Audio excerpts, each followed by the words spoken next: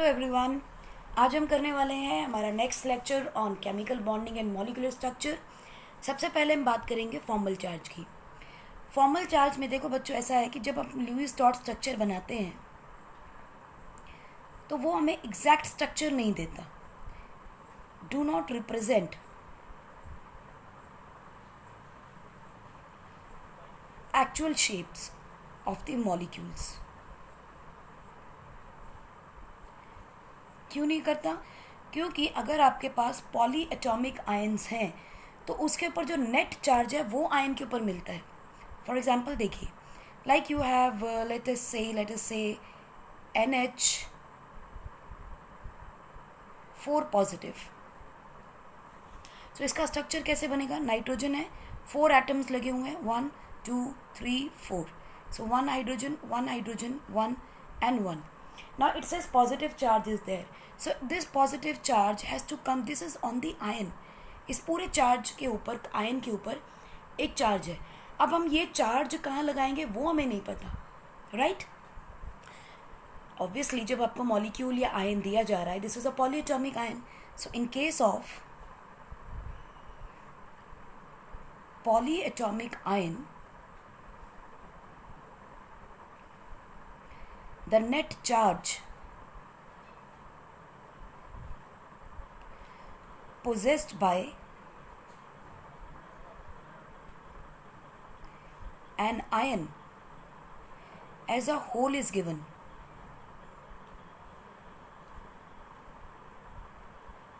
and not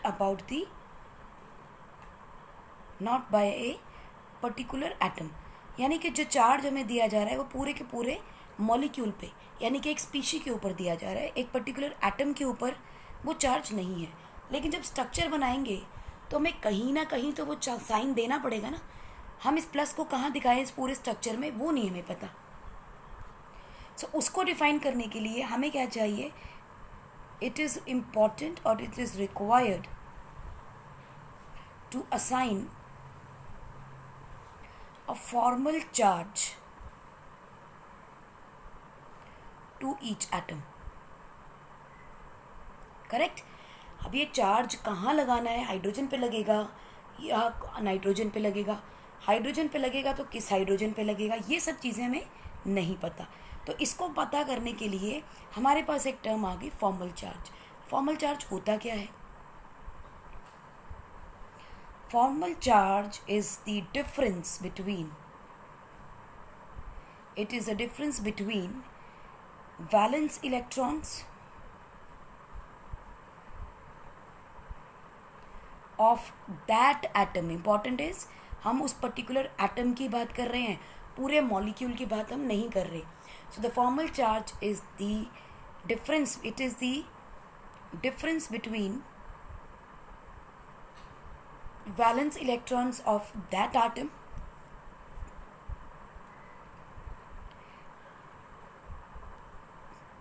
in an isolated or ground state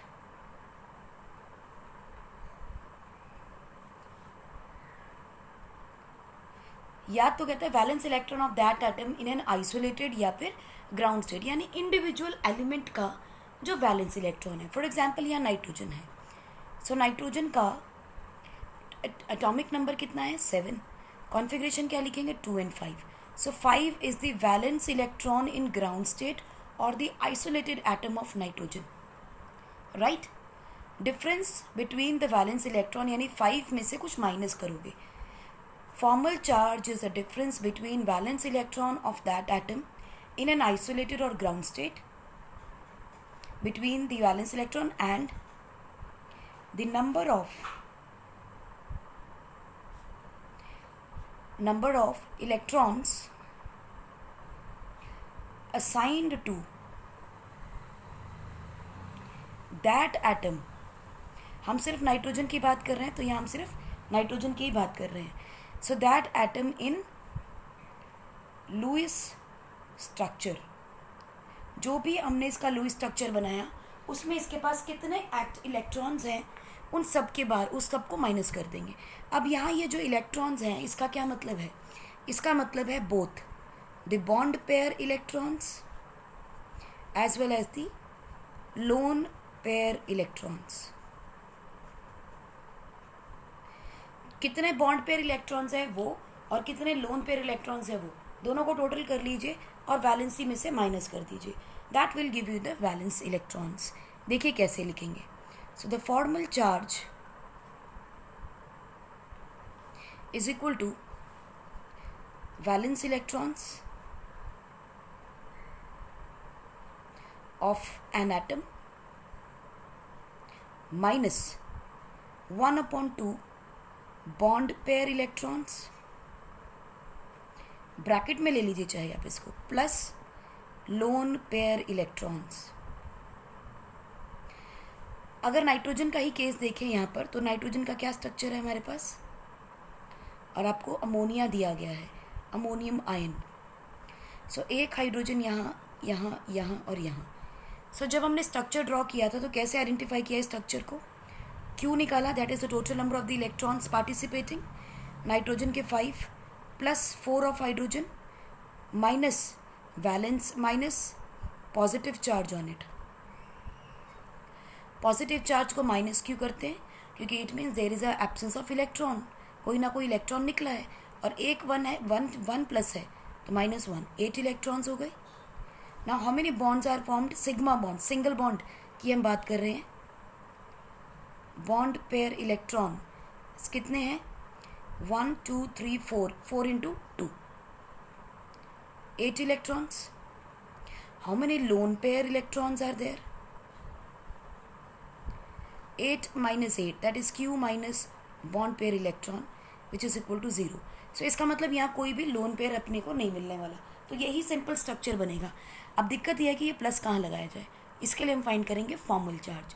चलिए पहले हम इनमें से किसी भी हाइड्रोजन को अगर ले लें तो सब के सब हाइड्रोजन यहाँ पे सेम है, कोई डिफरेंस नहीं है। फॉर्मल चार्ज पहले हाइड्रोजन का निकालते हैं। फॉर्मल चार्ज फॉर हाइड्रोजन, अब हम बात कर रहे हैं for that atom. Let us take an example कि हम यहाँ पे सिर्फ एक हाइड्रोजन का निकालते हैं। चलिए इस हाइड्रोजन की बात करते हैं, राइट। अब इस हाइड्रोजन के अंदर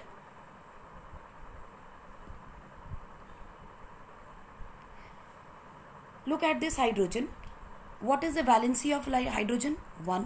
ये तो कॉमन है, ग्राउंड स्टेट में उसकी वैलेंसी कितनी होती है, वैलेंस इलेक्ट्रॉन कितने हैं उसके, 1 minus 1/2 bond pair electron plus lone pair electron. अब हमें पता है लोन पेयर तो कोई नहीं है यहाँ पे, तो इसको हम 0 कर लेते हैं। माइनस 1/2 बॉन्ड पेयर इलेक्ट्रॉन, कितनी बॉन्ड बना रहा है, सिर्फ ये एटम जिसको हमने शेड किया है, ये नाइट्रोजन के साथ कितनी बॉन्ड्स बना रहा है, only 1। Look at it, this is the bond. So इसका मतलब 1 into 2, क्योंकि एक बॉन्ड को बनाने के लिए हमें 2 इलेक्ट्रॉन चाहिए, प्लस 0 क्योंकि ये 0 है। सो इट इज 1 माइनस 2 से 2 कटेगा, 1 आ जाएगा, -1, दैट इज इक्वल टू 0। सो मतलब इन हाइड्रोजन्स के ऊपर फॉर्मल चार्ज क्या रहेगा, 0। अब लुक एट इट, ये हाइड्रोजन हो या ये हो या ये हो या ये, सबका सेम है, इसका मतलब इन सब पे 0 0 चार्ज आ जाएगा। Now let us look for hydrogen, nitrogen. Nitrogen को हम ऐसा करते हैं, किसी और कलर से शेड कर लेते हैं। We are going to find out for this nitrogen now. तो देखिए फॉर नाइट्रोजन कैसे कैलकुलेट करेंगे। अब हमने देखना है कि इस नाइट्रोजन के साथ कितनी बॉन्ड्स जुड़ी हैं, कितने चार्ज हैं, कितने इलेक्ट्रॉन्स हमारे पास हैं। नाइट्रोजन के वैलेंस इलेक्ट्रॉन कितने हैं, 5 हमने कैलकुलेट किया है। क्यों, क्योंकि इसका एटॉमिक नंबर है 7, वैलेंस इलेक्ट्रॉन कितने हैं, 5। So valence electron of nitrogen is 5 minus 1/2 bond pair electron.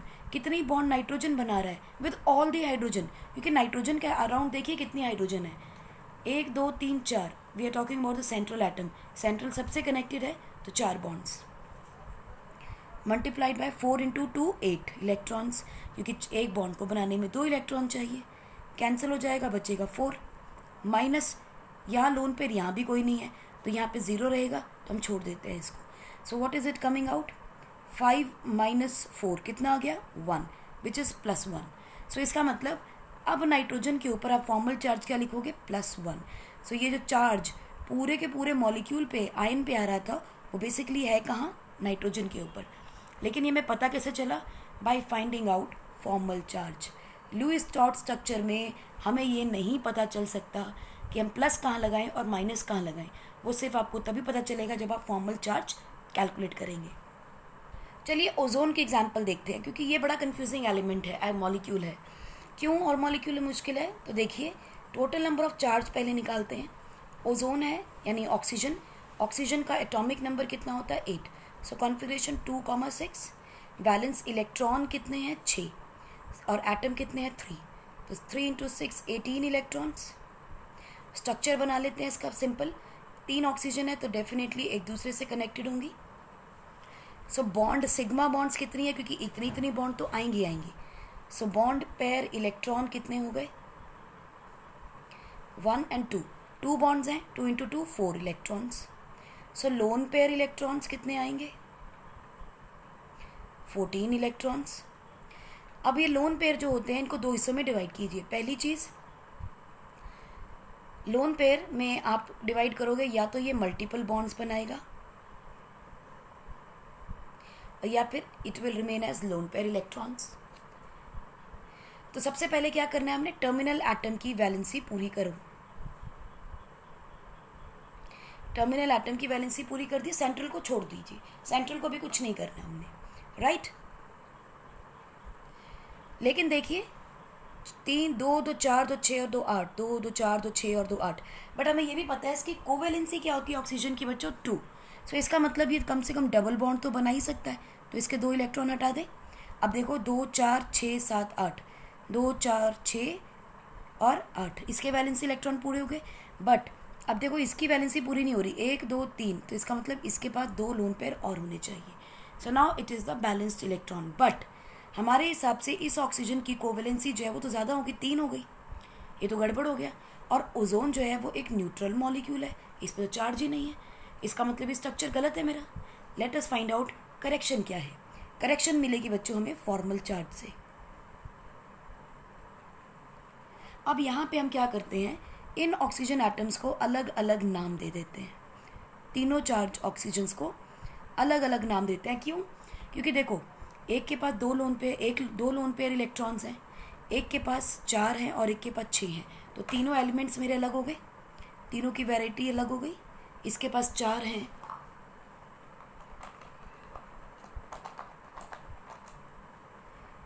Look at it. इसके पास 6 हैं और इसके पास कितने हैं? 2 है ना. चलो इसको थोड़ा और कलर से ले लेते हैं.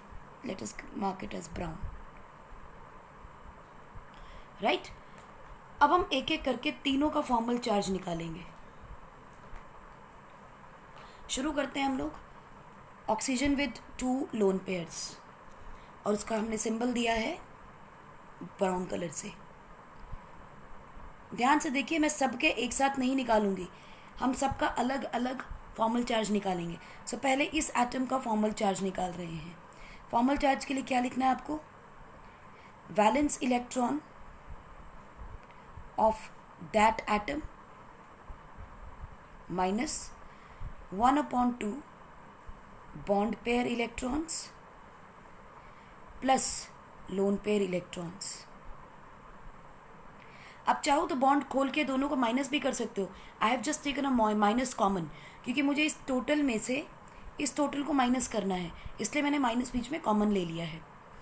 सो वैलेंस इलेक्ट्रॉन्स कितने हैं ऑक्सीजन के? हमने देखा था 6. So 6 minus how many bond pair electrons are there? कितनी बॉन्ड्स बना रहा है? 1 2 3. इसका मतलब कितने बॉन्ड पेयर इलेक्ट्रॉन हो गए? 1/2 इंटू 1 2 3, 3 2 6, 6 आ गया. प्लस लोन पेयर कितने हैं उसके पास? 2 इलेक्ट्रॉन्स. सो ये क्या हो जाएगा? 6 माइनस 3 आ जाएगा. 3 and 2 5, -5 इज इक्वल टू 1. इसका मतलब इस ऑक्सीजन के ऊपर +1 का चार्ज होना चाहिए. So this will have a formal charge of +1.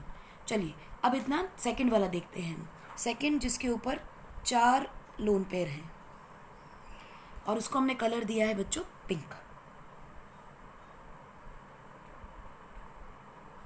Right. हम इसका देख लेते हैं। अब इसके अंदर देखो, बस ध्यान से देखना, मैं सिर्फ उस एटम की बॉन्ड्स की बात करूंगी जिसका मुझे निकालना है। So this is a formal charge निकला है इसका निकालते हैं। Valence electron of that atom minus 1/2 bond pair electron plus lone pair electrons. Correct. Again valency तो 6 ही है, तो 6 आ जाएगा minus 1/2 bond pair. Now look at it, how many bonds this oxygen is going to make. We are talking about this oxygen, यानी कि this oxygen. Look at the colors. ये oxygen central atom के साथ कितनी bond बना रहा है? 2. एक बॉन्ड को बनाने के लिए 2 इलेक्ट्रॉन की ज़रूरत है, तो कितने टोटल इलेक्ट्रॉन है? 4. So 1/2 into 4 electron plus how many lone pair are there? 1 2 3 4 electron. So 4 electrons cancel हो जाएगा तो 2.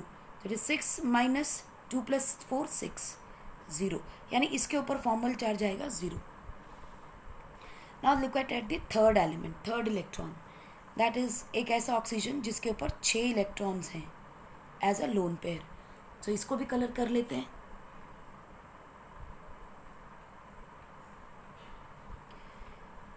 सो ये देखिए, ये रहा वो ऑक्सीजन. कितनी बॉन्ड्स हैं उसके पास? एक, सिर्फ एक bond. So again valence electron of that atom minus 1/2 bond pair electrons plus lone pair electrons. This is what? 6. Again oxygen है इसलिए 6 minus how many bonds it is going to form? Only one single bond is there. So it is 2 electrons. 1/2 into 2 cancel 1 plus lone pair कितने? 2 4 6 6 lone pairs. So ये क्या बनाएगा? 6 minus 1 plus 6 7. So -1 का formal charge इसके ऊपर आएगा. So now look at it. हम इस स्ट्रक्चर को दोबारा ड्रॉ कर लेते हैं. +1 का चार्ज ऑरेंज पे, येलो व पिंक वाले पे 0 और ब्लू वाले पे -1 का चार्ज है. सो हम इस पे आ जाएं, एक बार फिर ड्रॉ कर लेते हैं. 2 इलेक्ट्रॉन्स हैं, 4 लोन पेयर्स हैं और इसके पास 6 लोन पेयर्स हैं. ये सिंगल बॉन्ड बना रहा है, ये डबल बॉन्ड बना रहा है. I am just gonna do the coloring once again to identify the elements. This is with 6 electrons, yani ki as a lone pair. This one is having 2 lone pairs, 2 lone pair electrons, and this one is having 4 lone pair electrons. तो अब हमने देखना है, और brown वाले पे था +1 का चार्ज, तो मार्क कर देते हैं +1. पिंक वाले पे 0 है, तो इस पे 0 मार्क कर दिया. और ब्लू वाले पे क्या है? -1. So now look at it. +1 -1 को न्यूट्रलाइज कर रहा है चार्ज को.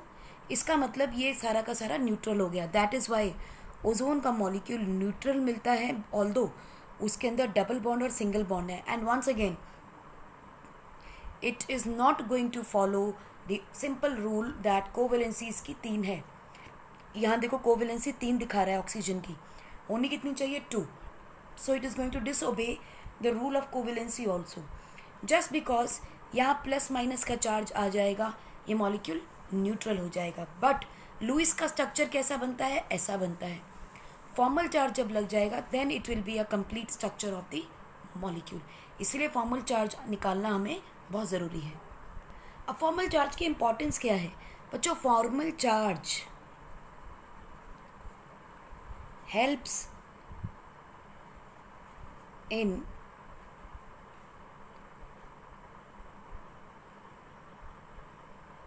choosing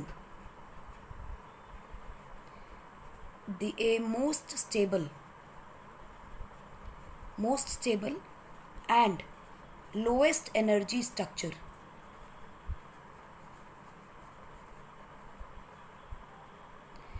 और लोएस्ट एनर्जी स्ट्रक्चर कौन सा होता है? Lowest energy structure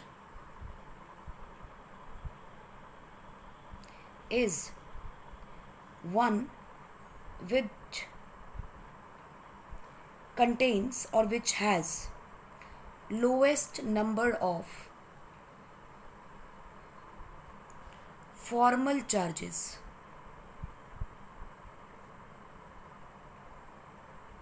on the atoms. या तो ज़ीरो हो या बहुत ही कम हो, एक जहाँ तक हो सके चार्ज +1 या +2 तक हो, उससे ज़्यादा चार्ज ना हो. अगर ज़्यादा चार्ज होगा उतना ही ज़्यादा अनस्टेबल होगा. So you can just make a simple note that formal charge is directly proportional to energy and it is inversely proportional to stability. Correct. जितना ज़्यादा फॉर्मल चार्ज उतनी ज़्यादा उस स्ट्रक्चर में एनर्जी और उतना ही कम स्टेबल होगा.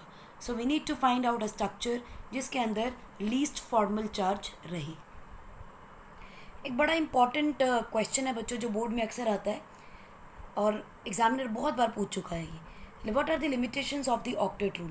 तो चलिए फटाफट से देखते हैं. सबसे पहली that hydrogen needs only duplet, इसीलिए यहाँ पर ऑक्टेट रूल फेल हो जाएगा. Number 2 BeCl2 BF3 AlCl3. Here central atom, that is the beryllium, boron, aluminium, do not have 8 electrons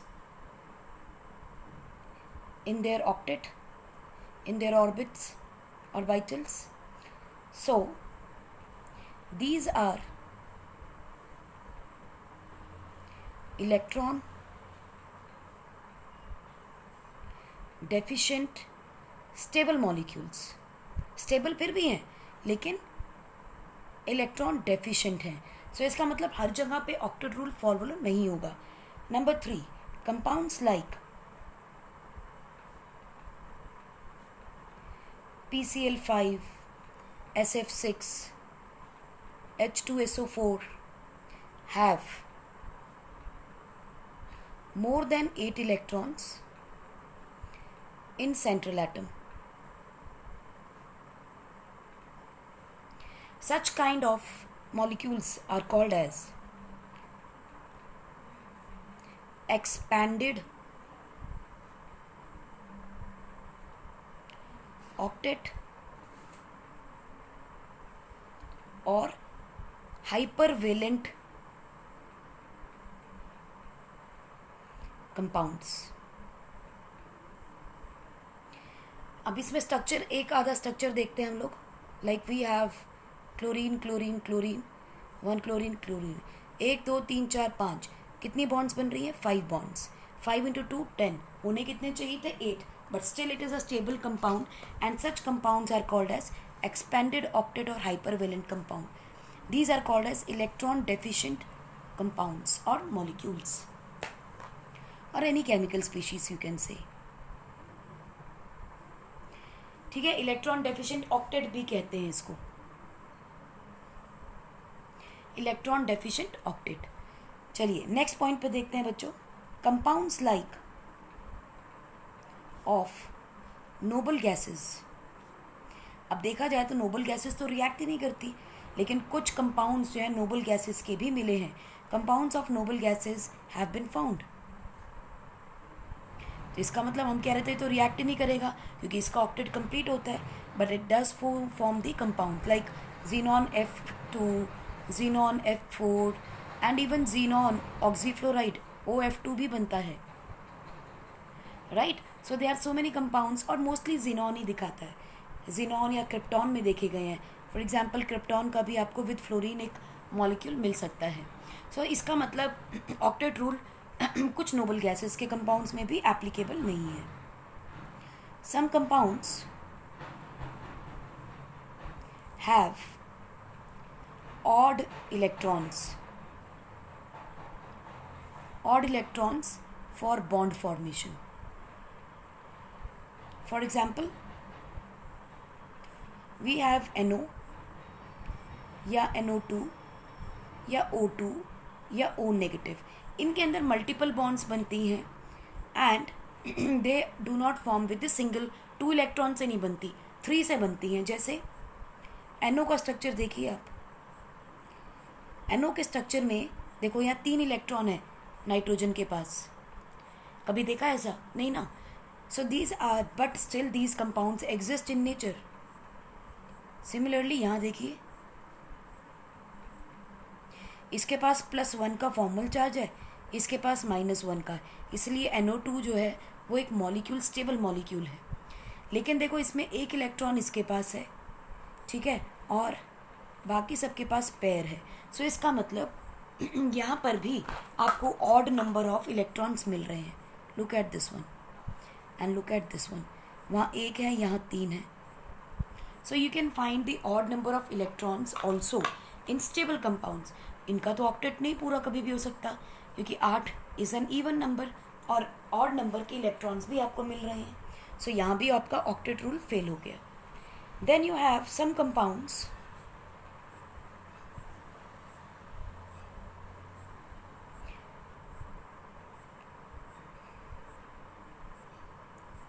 of D and F block fail to follow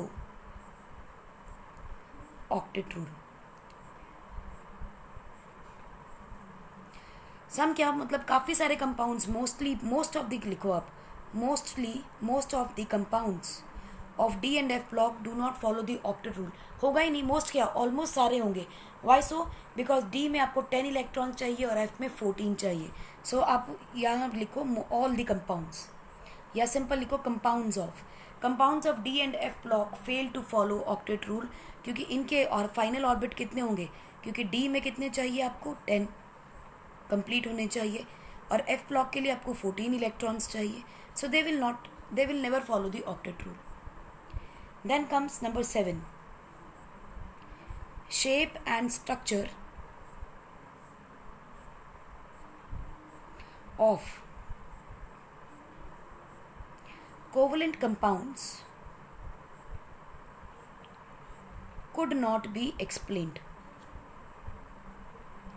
octet rule उनके structure को explain नहीं कर सका कि उनकी shape ऐसे क्यों होती है, यानी कि उसमें बॉन्ड एंगल कौन सा बनेगा, कितना बनेगा, ये सब चीज़ें ऑक्टेट रूल नहीं बता सकता। And the last point is he could not explain why energy is released during covalent bond formation. Covalent bond बनती है तो एनर्जी रिलीज होती है, लेकिन ये एक्सप्लेन नहीं कर पाए क्योंकि इनका काम क्या था, सिर्फ ऑक्टेट रूल बताना कि इसमें 8 इलेक्ट्रॉन होने चाहिए, लेकिन बहुत सारी जगह ये फेल हो गया। सो हम यहाँ लिख सकते हैं why energy is release during the covalent bond formation and concept of stability related to energy could not be explained।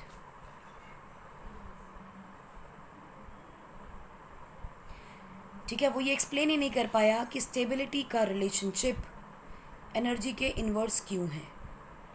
This could not be explain by the octet rule. So these are the limitations और the drawbacks of the octet rule. Although Kossel explained, हमें Kossel ने ये बताया था कि formation of ionic crystals compounds, Kossel explained formation of ionic crystalline compounds by electron transfer and ion formation।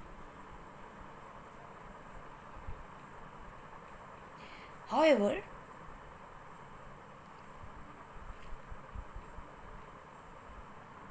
not all compounds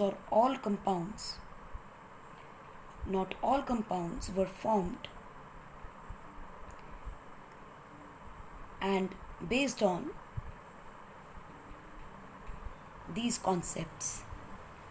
कौशल ने ये तो बताया कि जो भी आपके कंपाउंड बनते हैं उनके अंदर आयन का ट्रांसफ़र या इलेक्ट्रॉन का ट्रांसफ़र होता है, आयन की फॉर्मेशन होती है। लेकिन सारे कंपाउंड जो है इस कॉन्सेप्ट पे बेस्ड नहीं है। तो ऐसे क्या फैक्टर्स हैं जिसके ऊपर ये सब चीज़ें डिपेंड करती हैं? पहला फैक्टर क्या है? Factors favouring formation of ionic bond.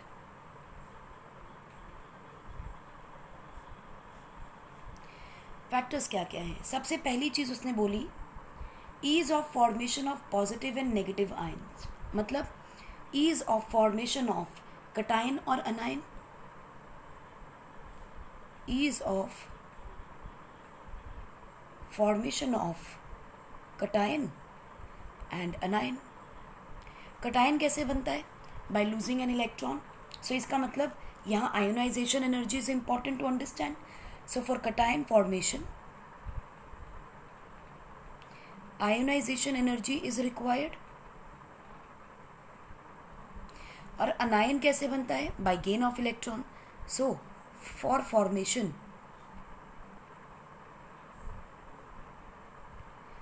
Electron gain enthalpy is required,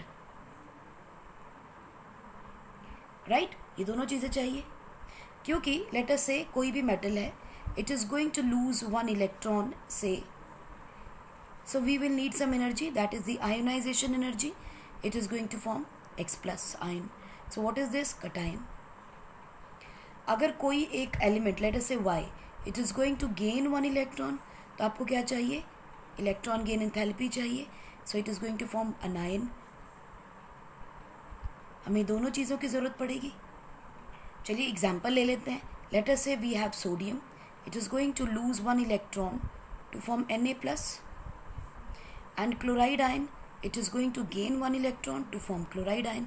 यहाँ आयोनाइजेशन एनर्जी होगी, यहाँ इलेक्ट्रॉन गेन एंथैल्पी हो गई नेगेटिव में, correct? So now second point क्या आता है? Arrangement, that is amount of the energy required to form this crystal. यानी Na+ और Cl नेगेटिव मिलके NaCl का क्रिस्टल बनाएंगे।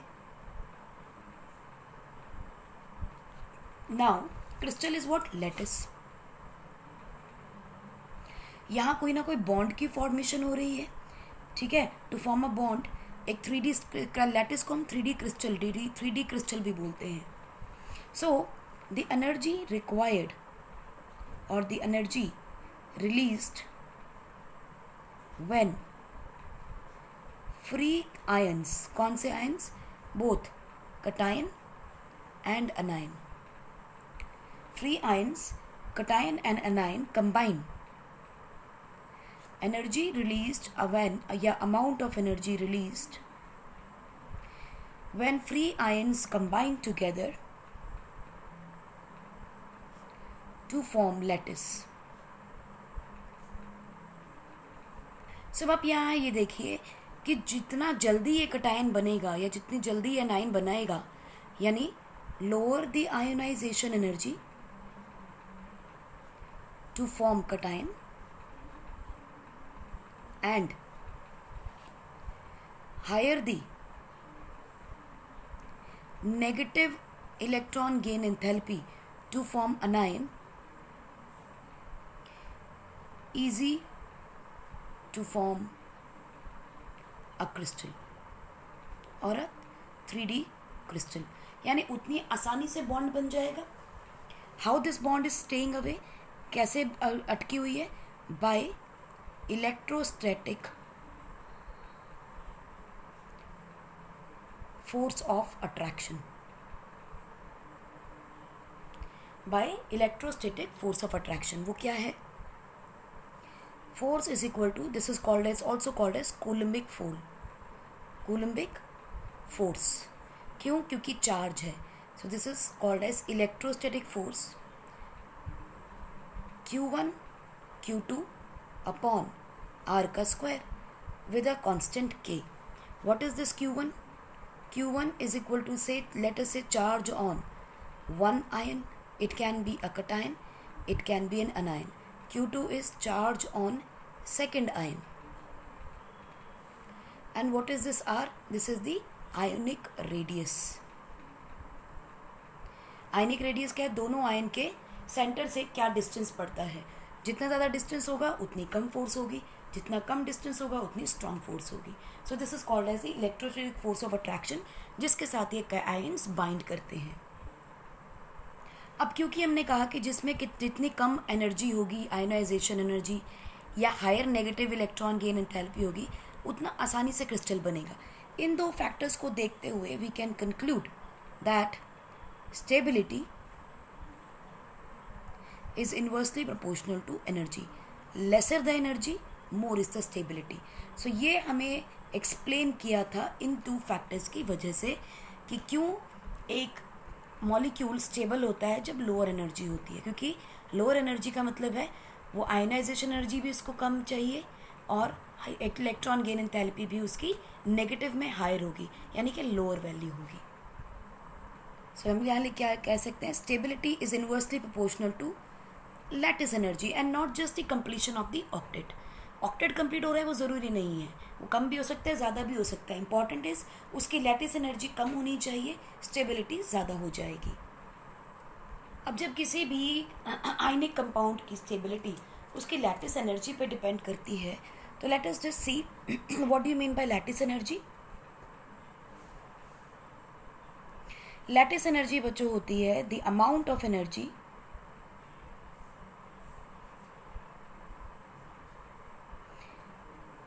required to completely separate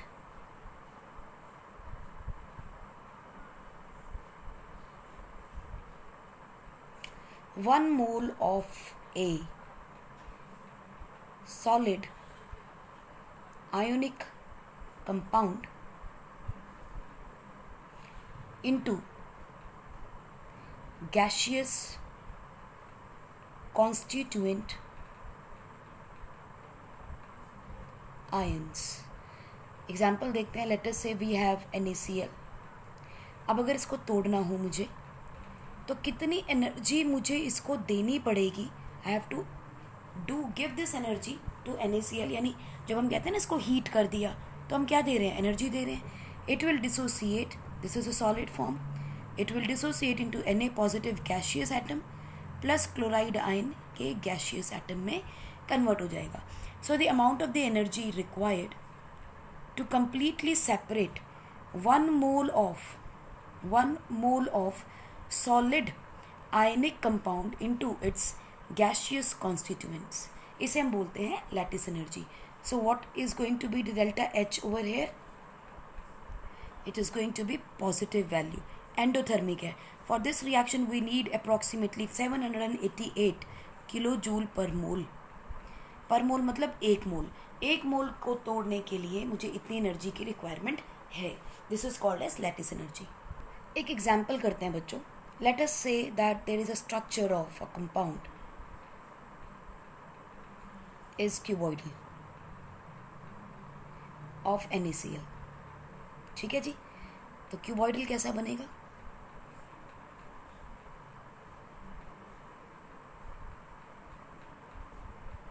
this is a cuboidal. Let us say corners के पास आपके पास क्या है, क्लोराइड आयंस. ठीक है. और एक इसके अंदर होगा क्या, सोडियम का एटम. सिमिलरली अगर हम क्लोराइड की जगह सोडियम को कॉर्नर्स पे रख दें तो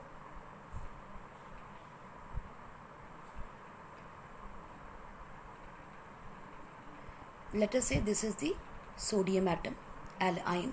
तो इसके बीच में कौन है, एक क्लोराइड का आयन. कहने का मतलब ये है कि 8 एटम मिलके एक को ऑक्यूपाई करते हैं. इसके बारे में हम बात करेंगे in your higher class, that is the 12th class, जहाँ पे हम ये बात करेंगे ऐसा क्यों है. अभी सिर्फ इतना समझिए कि NaCl ये भी एक्चुअली में देखा जाए एक एटम है, ये भी एक एटम ही एक्यूमुलेट करेगा, लेकिन अभी हम उसकी डिटेल में नहीं जाएंगे. व्हाट इज हैपनिंग, कहता है कि लैटिस एनर्जी कैसे कैलकुलेट करोगे कि स्टेबल कंपाउंड बन रहा है कि नहीं बन रहा है. देखो, अगर लैटिस एनर्जी ज़्यादा है, higher the value of lattice energy lesser will be the. Are you sure, lattice energy ज़्यादा मतलब उस कंपाउंड को तोड़ने के लिए मुझे ज़्यादा एनर्जी देनी पड़ रही है. ठीक है, देखो कैसे पता चलेगा कि higher value of lattice energy है. If the ionisation energy plus negative of the electron gain enthalpy plus the formation of lattice energy देखी जाए तो this is going to be, it should be negative for stable state. Negative का मतलब है exothermic reaction होनी चाहिए. ये कब है? जब लैटिस की फॉर्मेशन हो रही है. ठीक है ना, मतलब बहुत सारी एनर्जी रिलीज होनी चाहिए. सिंपल कहानी है. आयोनाइजेशन एनर्जी एक गैशियस एटम को बनाने के लिए लग रही थी. इलेक्ट्रॉन गेन एंथैल्पी अनायन को बनाने के लिए लग रही थी. और लैटिस एनर्जी रिलीज हो रही है, ये भी रिलीज हो रही है क्योंकि एनर्जी निकलेगी. सो जितनी ज़्यादा नेगेटिव होगी उतना फ़ायदा है हमारे लिए. ठीक है, सो यहाँ पर क्या होगा? Negative lattice energy. देखो अब सोडियम का जो आयन है अब बना रहे हो, ठीक है, सोडियम गैशियस से हम सोडियम आयन गैशियस बना रहे हैं by losing 1 electron. So I need the ionisation energy. ये कितना है? 495.8 किलो जूल पर मोल, क्योंकि ये एंडोथर्मिक होगी क्योंकि मुझे इलेक्ट्रॉन को एनर्जी देनी है. दूसरा है क्लोरीन. क्लोरीन का गैशियस एटम है, इसने एक इलेक्ट्रॉन गेन किया है. आसानी से गेन कर सकता है क्योंकि most electronegative electron gain enthalpy इसकी हाईएस्ट होती है नेगेटिव में. सो इलेक्ट्रॉन गेन एंथैल्पी क्या होगी इसकी? -348.7 किलो जूल पर मोल है. अब जब ये दोनों कंबाइन करेंगे तो एनर्जी रिलीज करेंगे.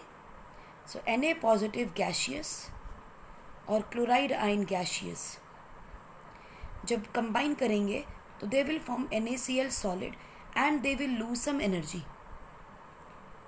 प्लस एनर्जी, क्योंकि प्रोडक्ट साइड पे लिखते हैं तो एक्सोथर्मिक होता है. What is this energy release is called as lattice energy. तो यहाँ लैटिस एनर्जी की वैल्यू कितनी है? -788 किलो जूल पर मोल. करेक्ट. और इतनी ही एनर्जी है जो उसको तोड़ने के लिए मुझे देनी पड़ेगी. So what is the net? इन सब को टोटल कर ले तो कितनी वैल्यू बनेगी?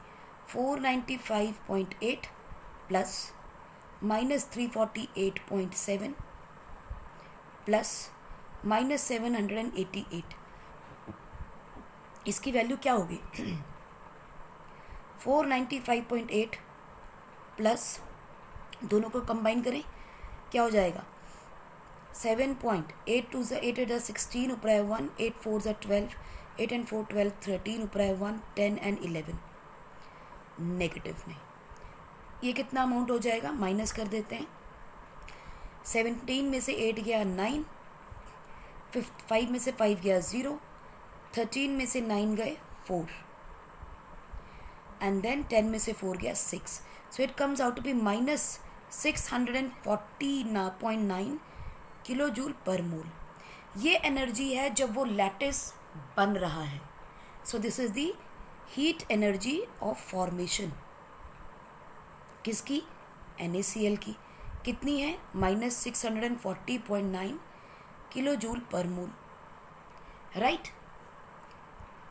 अब मुझे इसको तोड़ने के लिए कितनी एनर्जी देनी पड़ेगी? Delta H breaking of lattice. यही तो है ना मेरी लैटिस एनर्जी जो तोड़ने में लग रही थी मेरी. वो कितनी है? 788 किलो जूल पर मोल. यानी ब्रेक करने के लिए मुझे ज़्यादा एनर्जी देनी पड़ रही है. अगर ब्रेक करने के लिए ज़्यादा एनर्जी देनी पड़ेगी तो पक्की बात है वो स्टेबल था. अब आप किसी बॉन्ड को तोड़ने के लिए ज़्यादा एफर्ट लगाओगे तो वो स्टेबल है. सो स्टेबिलिटी कैसे बताओगे आप? लैटिस एनर्जी में देखोगे delta H formation minus delta H breaking, या बाद में देखेंगे. So it is -640.9 minus 780 kilo joule. Okay, this is breaking minus formation, sorry, kilo joule per mole. तो ये कितना आएगा? 9 एज इट इज उधर, सॉरी 1, 10 में से 1 9 गए 1, 7, 8 minus 4, 4, 7 minus 6 1. So it's come out to be इतनी मुझे एक्स्ट्रा एनर्जी देनी पड़ेगी इतनी अमाउंट ऑफ एनर्जी एक्स्ट्रा देनी पड़ेगी टू ब्रेक दिस बॉन्ड, क्योंकि रिलीज कितनी हुई थी 640, देनी कितनी पड़ रही है मुझे तोड़ने के लिए 788। इसका मतलब मुझे एफर्ट ज़्यादा लगाना पड़ रहा है। सो अगर आपको एफर्ट ज़्यादा लगाना पड़ रहा है तो स्टेबिलिटी ज़्यादा होगी। What are the characteristic properties of ionic compound, बहुत बार पढ़ चुके हैं, just take a quick recap. This are in solid state, number 1। Number 2 जो आपको याद रखना है, crystalline structure where cations and anions are arranged differently in different compounds.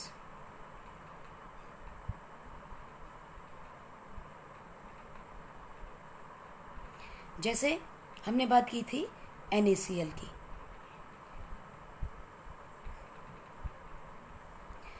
NaCl के अंदर इसका स्ट्रक्चर जो है हम उसकी डिटेल में नहीं जा रहे हैं अभी कि स्ट्रक्चर क्या है, because I am all again saying इसमें जो कॉन्सेप्ट है that you will study in solid state in chapter number 1 of class 12। जब तक हम उसको नहीं पढ़ लेते हमें इसमें कन्फ्यूजन रहेगा। सो अभी आप सिर्फ इतना ध्यान रखिए कि बहुत सारे क्रिस्टल्स बनते हैं, सबका स्ट्रक्चर अलग अलग बनता है, सब में अलग अलग नंबर ऑफ द एलिमेंट्स जो है एटम्स एक दूसरे को सराउंड करते हैं, ठीक है, फॉर्मिंग 3D ऑक्टाहेड्रल स्ट्रक्चर, जिसे हमने क्या बोला है, cuboid. Number 3, it has got high melting point and boiling point, क्योंकि electrostatic force of attraction is directly proportional to melting point and boiling point. जितना स्ट्रॉन्ग फोर्स ऑफ अट्रैक्शन होगा उतना ही ज़्यादा हाई बॉन्ड बनेगा, हाई मेल्टिंग पॉइंट और boiling point होगा। Number 4, it is the solubility. Solubility is more in water, क्योंकि पानी में आते ही ये आयन्स में घुल जाएंगे, टूट जाते हैं, सो जल्दी पानी में घुलते हैं। बिकॉज आयन की फॉर्मेशन हो रही है, so they are good conductors of heat and electricity.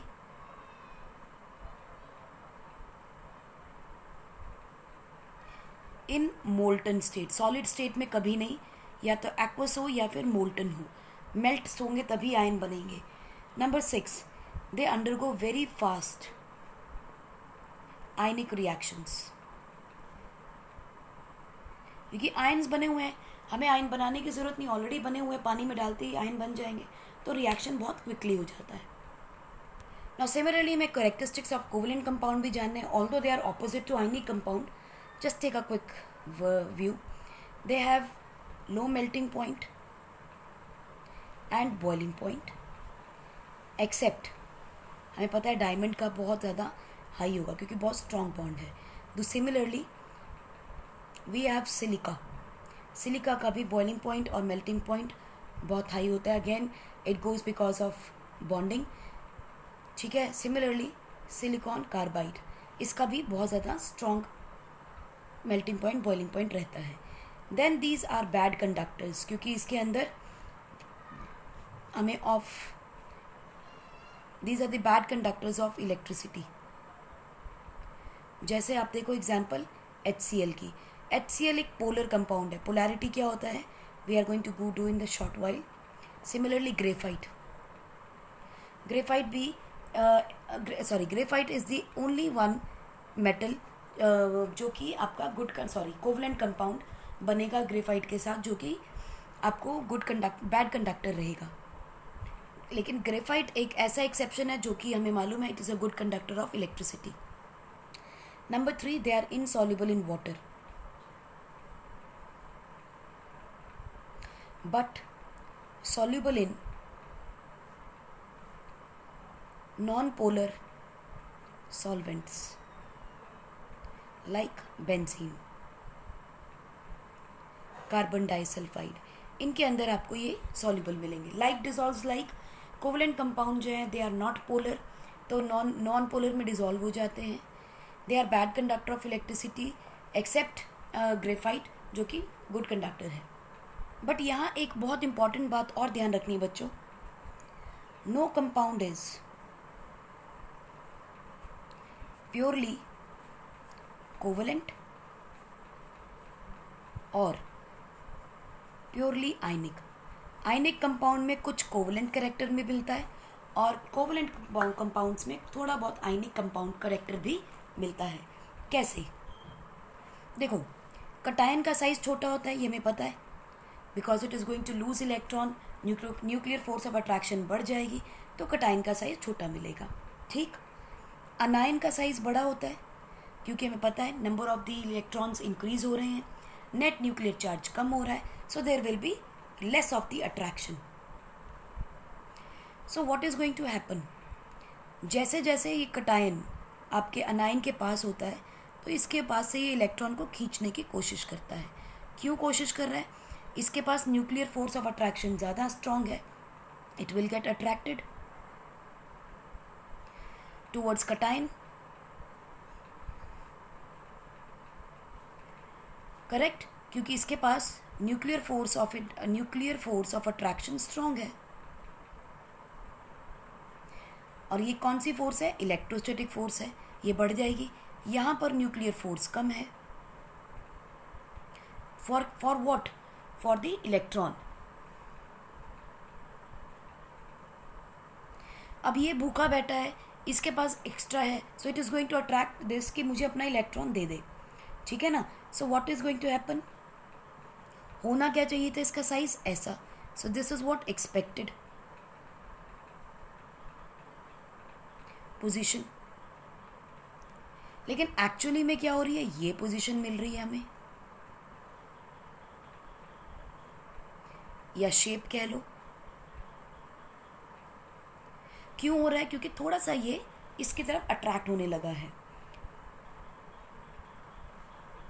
तो आप देखोगे ये जो डिस्टेंस है इन दोनों के बीच में बच्चों, ये थोड़ा सा कम हो गया और हमें ऐसा लगेगा जैसे it appears like sharing of electron. Correct, हमें लगेगा ये अपना इलेक्ट्रॉन शेयर करने की कोशिश कर रहा है इसके साथ। और ये जो appearance of sharing of electron है, ये क्यों आ रही है? Due to polarisation of anion towards cation. This movement towards the cation is called as polarization. Polarity बन रही है, यानी पोल्स क्रिएट हो रहे हैं, it is getting attracted towards the cation.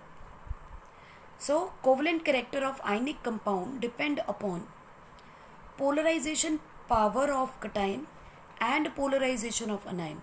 Polarise करेगा कौन? कटायन। होगा कौन? अनायन।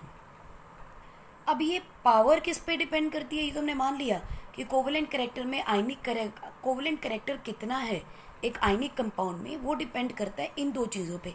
पर अब ये दो चीज़ों किस पे डिपेंड करती हैं बच्चों? ये डिपेंड करती है सबसे पहली, if cation size is small, polarisation power increases.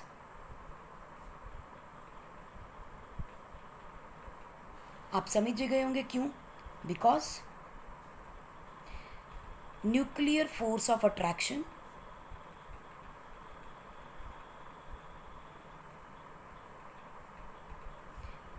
For electron increases. क्योंकि nuclear force of attraction increase कर रही है, इस वजह से आप देखेंगे कि कटायन का साइज अगर छोटा है तो न्यूक्लियस बहुत नज़दीक आ जाएगा, सो आपके पास पोलराइजेशन पावर बढ़ जाएगी। सेकंड फैक्टर क्या है इसमें? If cation size is large, so what will happen? Polarisation power will reduce.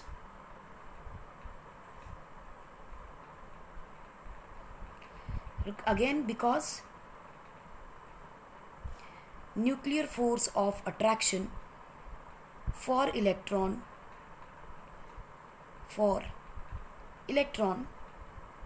decreases.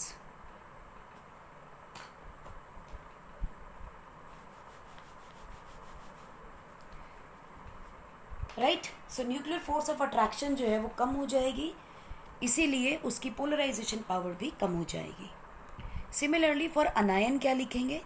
If anion size is small, polarization will be less.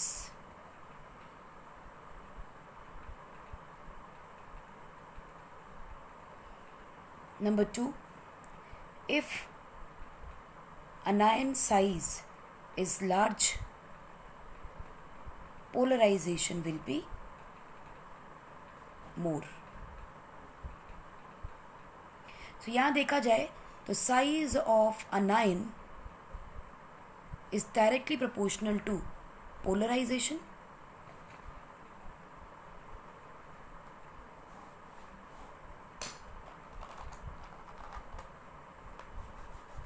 जितना ज़्यादा साइज बड़ा होगा अनायन का उतनी ही ज़्यादा पोलराइजेशन होगी. और यहाँ हम क्या लिख सकते हैं? Size of cation is inversely proportional to polarization power. PP.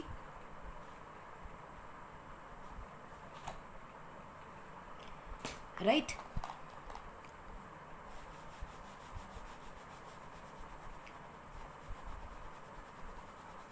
So इस पॉइंट को आपको ध्यान में रखना है कि इन दो फैक्टर्स पे बहुत सारी चीज़ें डिपेंड करेंगी और आगे भी बहुत सारे कंपाउंड्स और बहुत सारी केमिस्ट्री इन पे डिपेंड करती है.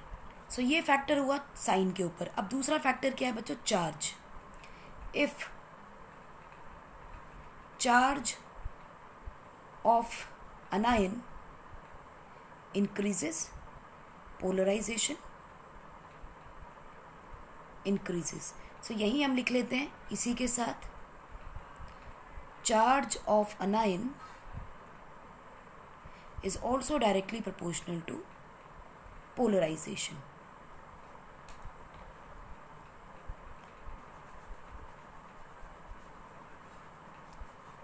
Right?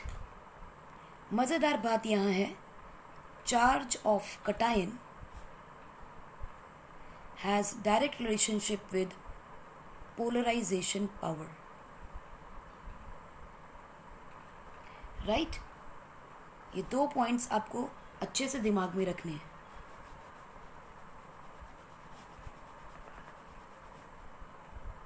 इसी से रिलेटेड एक रूल है बच्चों, इसी पॉइंट को समझाता है जो, दैट इज़ दी फजान्स रूल. बड़ा पॉपुलर रूल है, बड़ा ज़्यादा यूज़ होने वाला है और हमें समझना है. फजान रूल ये कहता है कोवलेंट कैरेक्टर, चलिए सी कर लेते हैं इसको भी. Covalent character is directly proportional to polarisation power. जितना ज़्यादा पोलराइजेशन पावर होगा उतना ज़्यादा कोवलेंट कैरेक्टर मिलेगा. So if covalent character increases, polarisation power will increase. अगर पोलराइजेशन बढ़ती है तो हमें पता है पानी के अंदर क्या डिसॉल्व होता है? Non polar. अगर पोलराइजेशन बढ़ती है तो कोवलेंट कैरेक्टर बढ़ेगा और covalent compounds they are less soluble in water, so solubility will decrease. अगर पोलराइजेशन पावर बढ़ती है कोवलेंट कैरेक्टर बढ़ेगा और हमने अभी कोवलेंट कैरेक्टर में देखा था that they are insoluble in water. Covalent character में देखा था insoluble in water but they are soluble in benzene और दी नॉन पोलर सॉल्वेंट्स. तो सॉल्युबिलिटी कम हो जाएगी. जब सॉल्युबिलिटी कम हो जाती है बच्चों तो दे इट इम्पार्ट्स डार्क कलर्स. इसीलिए जो आपके डी ब्लॉक के एलिमेंट्स हैं ख़ास तौर पे वो आपको डिफरेंट कलर्स देते हैं because they have high covalent character. ठीक, ये तीन हो गई पॉइंट्स. फोर्थ पॉइंट है pseudo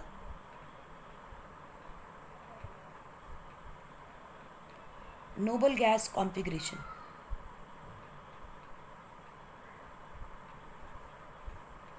what is pseudo noble gas configuration? बच्चों इसका है जनरल फॉर्मूला आपको बताते हैं. NH2 NP6 N-1 D10. और यहाँ पे आपको कुछ एलिमेंट्स का ध्यान रखना है. You have copper, silver and gold. इनकी कॉन्फ़िगरेशन में आपको +1 मिलता है आयन. लेट अस से 29 इसका कॉपर का एटॉमिक नंबर है. याद रखिए copper is one of the important configurations that you must remember.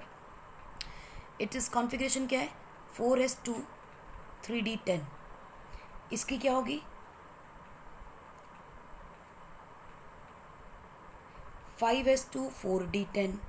This is 6s2 5d10.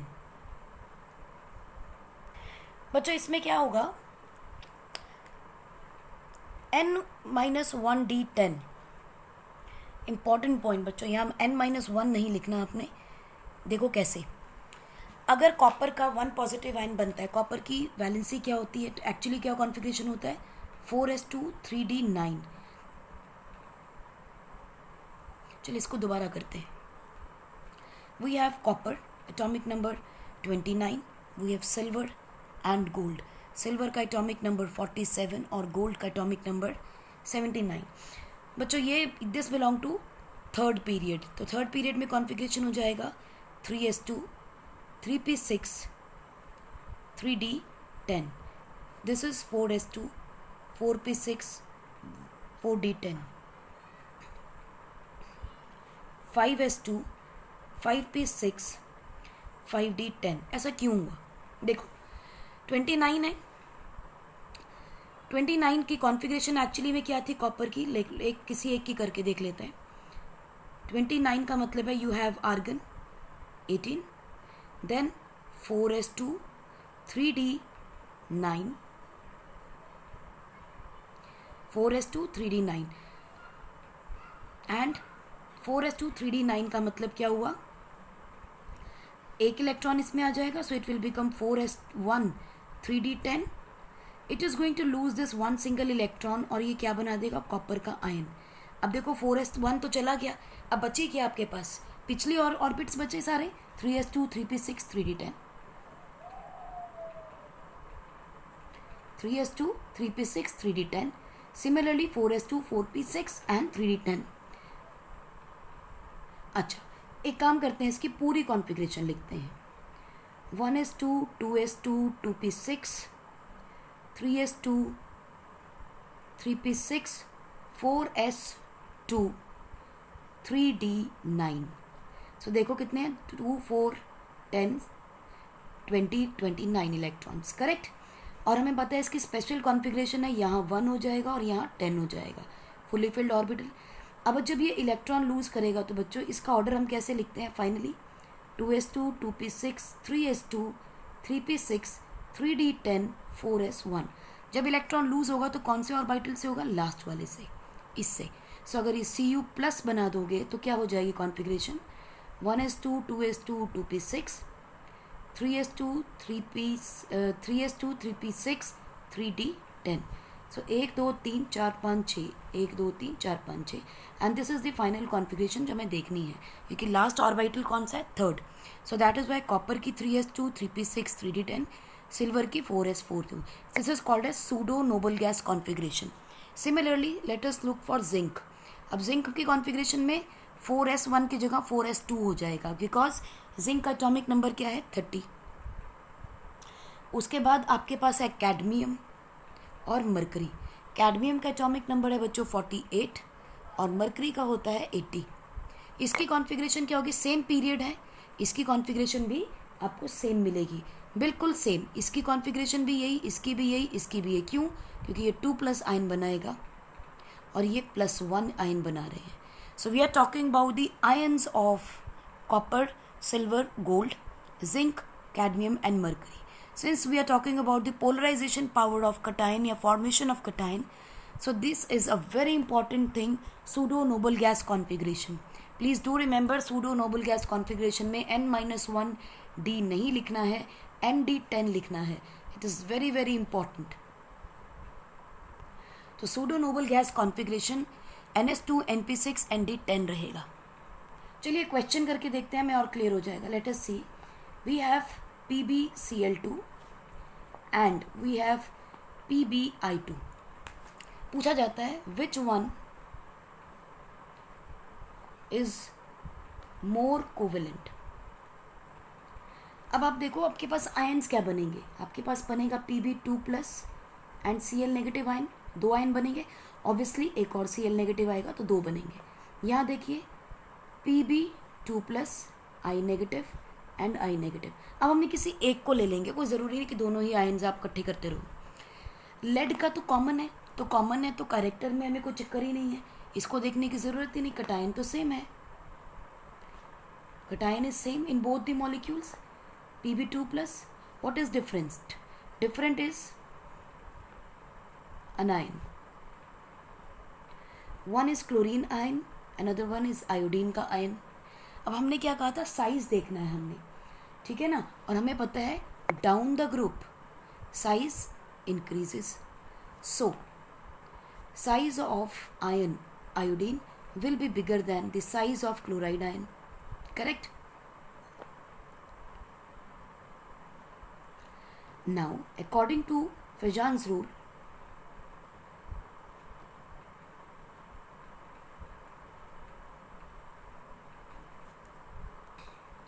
size of anion is directly proportional to polarization, correct? Or charge on the ion is also directly proportional to polarization. अब charge तो दोनों में same है, ion का size देखना है। पहली चीज cation is same, then charge on anion is same. So major difference कहाँ चाहिए बदल जाएगा इनका इस पूरे क्वेश्चन में, साइज ऑफ अनायन के ऊपर। और हमने क्या कहा था, जितना ज़्यादा साइज होगा उतना ज़्यादा पोलराइजेशन होगी। As well as Fajans rule ने ये बताया था, covalent character is directly proportional to polarisation, power और पोलराइजेशन ऑफ अनायन। अब यहाँ पर पोलराइजेशन किसकी ज़्यादा हो रही है, Pbi2 की। अगर पोलराइजेशन Pbi2 की ज़्यादा होगी तो कोवेलेंट कैरेक्टर भी उसमें ज़्यादा होगा। So covalent character is more, या यू कह सकते हो polarisation is more in iodine ion than chloride ion, therefore covalent character is more in Pbi2 than PbCl2। Simple. और हमें पता है Pbi2 के फ्यूम्स कैसे होते हैं, येलो कलर के होते हैं। Pbi2 is yellow in colour और जबकि PbCl2 is white in colour. Yellow colour क्यों है इसका, बिकॉज ऑफ आयोडीन, ठीक है, क्योंकि लेड तो कॉमन है, डिफरेंस क्या है, आयोडीन का है। सो इसका मतलब Pbi2 इज येलो। आज के लिए बच्चों इतना ही। अपनी नेक्स्ट क्लास में हम बात करेंगे वैलेंस बॉन्ड थ्योरी की, bond length, bond angle, bond energy, bond order की, जो कि बहुत सिंपल से टॉपिक्स हैं। And we will be talking about resonant structures also, right? So till then, take care and keep smiling.